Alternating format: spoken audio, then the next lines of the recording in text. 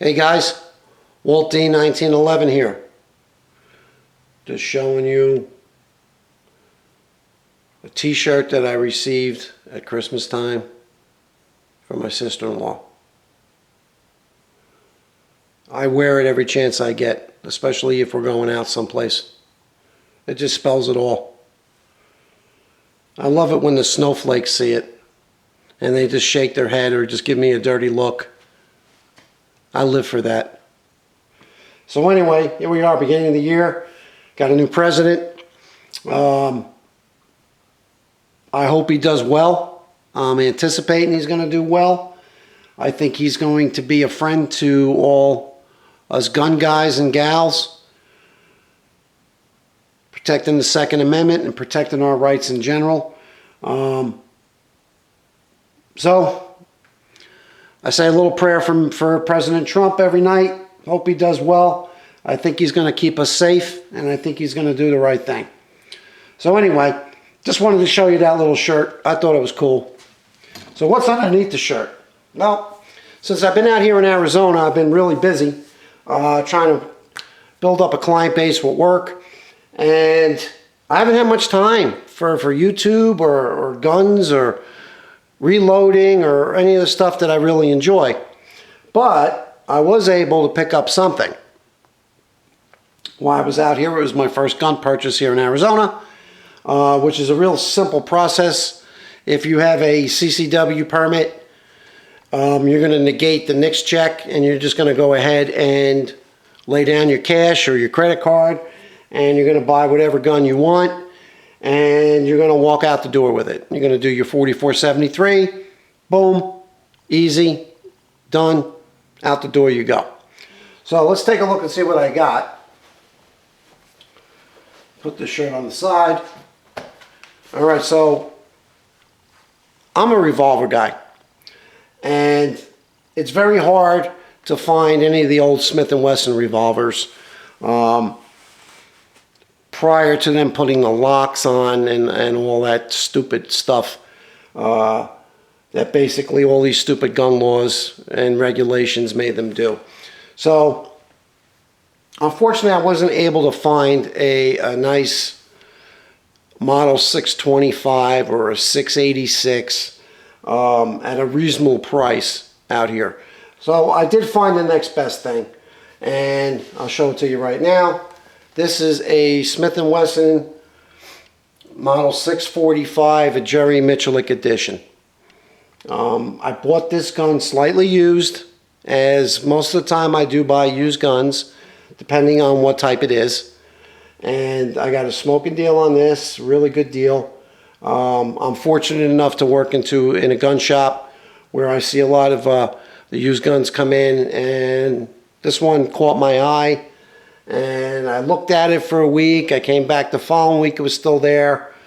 Make a long story short, by the third week it was still there. I just bought it.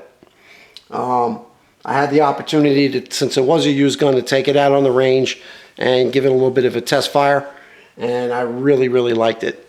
So without further ado, let's take a look. All right, Smith & Wesson model 625.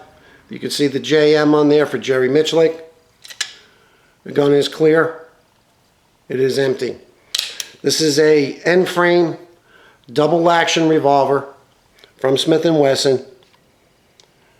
It's bead blasted. I'll try to give you a little close-up of it. It's got a bead blasted finish. 5-inch barrel, which is like the perfect size, especially if you're going to use it for a target gun. Double action, single action revolver. 6 shots of 45 ACP. Now the gun does use moon clips, which when I bought the gun, it came with a ton of moon clips. There's probably about 35 or 40 moon clips in there. So you could always keep them loaded up, ready to go. Saves time at the range. And it's a pretty simple process. I didn't know if I was going to like that or not, but after shooting a few cylinders full, and it was so easy just to take them out and then reload, I really like it. I also went out and purchased a little tool here. I bought this at Dillon Precision here in Scottsdale. And it just makes it a lot easier to load the moon clips and to strip them when they're done by using this little gadget on the back end of it. You just slip it over the bullet, turn it, and it pops it off the moon clip very quickly, and it saves your thumbs. So it's an invaluable tool if you have a firearm that uses moon clips. So pretty good investment. I think it was like 29 bucks or something like that. It's all steel or aluminum, and I expect it to last a while. So anyway, let's take a look at the gun real fast. All right, it is a double action, single action revolver.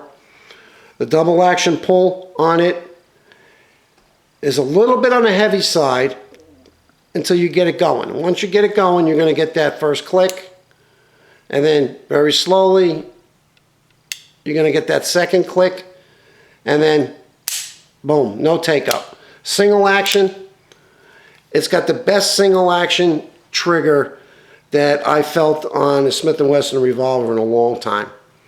Now, Smith & Wesson's known for their very good triggers, especially single action, but this trigger here, let's see if you could see it, it doesn't even move on single action. It's just pressure. Boom. Really nice. So if you want to take that really tough or long-range precision shot, that single action is going to do it. It's got adjustable rear sight, your typical Smith & Wesson adjustable rear sight, and it has a front bead, which I believe is brass. I don't know if you see it or not in the lighting, but it's really, really nice. I didn't think I'd like that either. You know, I'm used to just either a red ramp, or I've been really fond of the fiber optic sights because my eyes aren't as good as they used to be. But if the lighting is correct, especially if you're outside, that thing just glows. It's really nice. On the indoor range, if you got just the right amount of light behind you and it reflects off that brass bead, you could pick it up very quickly. This gun is accurate, and I've been tweaking some hand loads for it, trying to find that sweet load that's not only a light target load, but it's going to be accurate and reliable. So I'm working on a couple different loads right now. As soon as I get one figured out that I really like, I'll let you know about it. The gun came with 2 sets of grips. It came with your standard Jerry Michalik. I don't have them right with me here, I would show you. But it's just basically a flat grip, a little bit longer than this. It is a square frame, square butt frame here. And then this, believe it or not, was in the box, and these are really, really sweet grips. They're sort of a greenish black, a little bit of gray in there. Really nice, and it fits my hand just perfectly. Just perfectly. And even though they're smooth, there's no checkering, the gun does not move. Just because it just feels like a glove when I'm shooting this gun with these grips. I tried it both ways, and hands down that these grips just fit me better, and they're just comfortable. This gun, like I said, was used. And I think it was slightly used. I don't think there was more than maybe a couple hundred rounds through it. It is a bead blasted finish, and as you can see, you can see that little line on the cylinder here. All right, and I think that's just the way that the gun was finished. Couple little dingy marks on it. It looks like some holster. Looks like it was kept in a holster, as opposed to just keeping it either in one of those gun rugs or the box that it came in. But for me, I mean, aesthetically, it's very pleasing, and if it's got a few little marks here and there on it, I could care less. To me, it's a tool.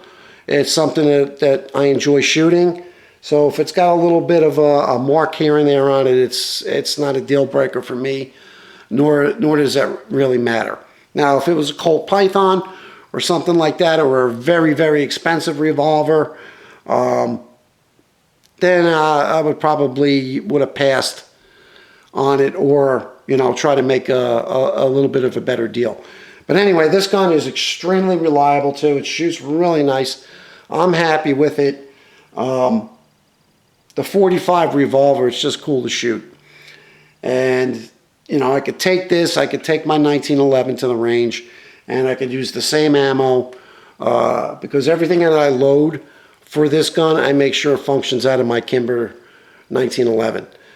So this way I could go from one to the other if I prefer, and I don't have to screw around with different, you know, types of powder grains or different powder, or change my dies out. I could just pick a load, which I'm working on now, and tweak it to the point where it's going to be reliable and accurate on both this and in the 1911. So anyway, I just wanted to give you a quick little show of this gun. Again, very nice. I'm very happy with it. And I can't wait to shoot it again. But anyway, guys, listen, I hope everybody's doing well. Hope you're going to have a good new year. I'm going to try to make some more videos. Like I said, I just moving out here from New Jersey. I've been out here just 2 years, and I can't believe how fast the time went. But I'm looking to get back into YouTube and start to do my thing, and I'm tweaking my schedule a little bit so that I have that opportunity. So anyway, guys, if you have any questions on this gun or any comments, please feel free to leave them. Again, the Jerry Miculek, model 625, 45 ACP, great gun. All right, guys. Well, remember, you all shoot safe and shoot straight. See you later.